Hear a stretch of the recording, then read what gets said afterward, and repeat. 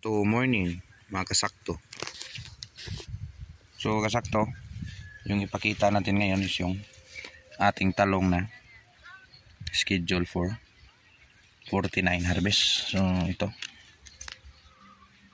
yan, may bunga na pakunti-kunti. That's because wala nang maintenance.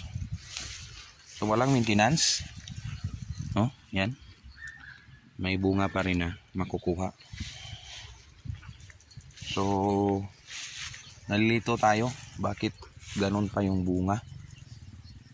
Marami ng lanta, marami pa rin ganito. Yan, lalaki pa ito, hindi pa siguro ito nakikita ni fruit borer o yung stem borer. Napaka lapnos na ng talbos. Yan. So hindi na inalagaan, wala nang alaga, tapos may bunga. So yun na lang ang ating pinagkikitaan. Ito, malaki-laki pa. So bukas siguro makuha ito,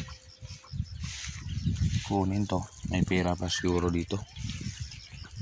So yan, yung nakikita nyo, hitsura ng 1 taon at 2 linggo, 1 year old and 2 weeks sa ating talong. So harap sana alagaan kung yung income niya sa kanya, kasi sad to say guys, grabe na ito i-recover. Napakalaking gastos na kung i-recover pa ito. Anong bakit malaking gastos? Yan, marami ng lanta. Yan, pinakuha. So ito, silbi pa sana ito kung kukunin. Yan,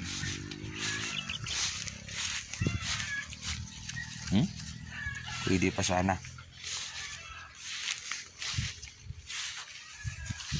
So napaka sakit isipin kung tanim mo ganito, itsura na. Pero hindi masakit kasi 2 tanim yung linigtas niya, no? Ito, pinugaran na ng ibon, no? Yan, yung ibon umitlog, itlog napisa, at saka lumipad na yung mga sisiw para din sa ating talong, mga sisiw, at lumipad na din sa hangin. So yan, mga bunga pa, pero wala na, hindi na makuha sa class A, nasa class B na lahat. So yan, napaka tanda na, napakatandang talong. So yan, sa nag-request dyan, nagtanong kung anong hitsura, ito na yung hitsura, pero pwede pang pagkikitaan. Sipag ka lang nito, ito hindi pa to, early in the morning pwede mo yan kunin, kaya mo pa yan kukunin. So bukas siguro, tapos mag-harvest nung cauliflower, pakuha natin to kasi sayang naman. Ito, tanong, itsura ng talong, bakit hindi nilagaan? Kung alagaan mo ito, talong-talo ka na. Again, yung performance ni talong, yung mga previous video natin, hindi din mababayaran ng kahit isang ulit. Napaka gandang performance ipinakita niya sa 1 taon. Ako noon, kung wala lang kung ibang tanim, tapos yung tubig is pwedeng ma-maintain dito, pwede pa sana to. Kaso lang yung tubig at yung in-income nito hindi na bumalik sa kanya. Doon na ni cauliflower, kasi yun lang ang tanim natin dito sa area 1, talong at saka cauliflower. At paubos na rin sa init kasi napakalakas na ang init dito.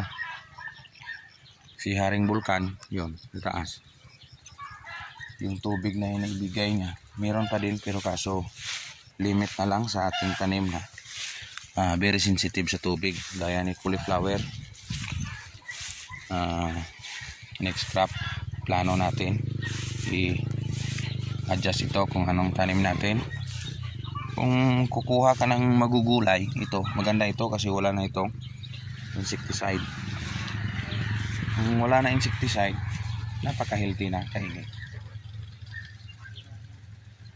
So yan, pansin na pansin nyo yung ating tanim.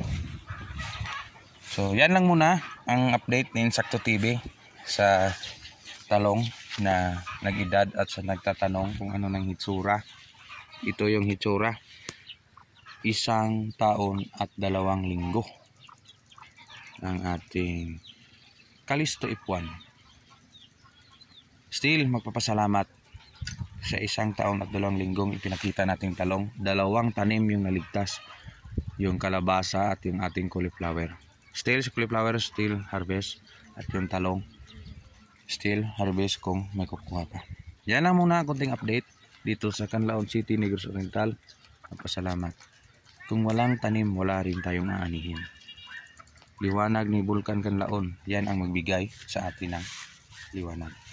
Sa ating tanim na ito, araw-araw kinakausap. Parang tao din to, kung kakain, pakainin, kung nauhaw, painumin. Salamat, Insakto TV.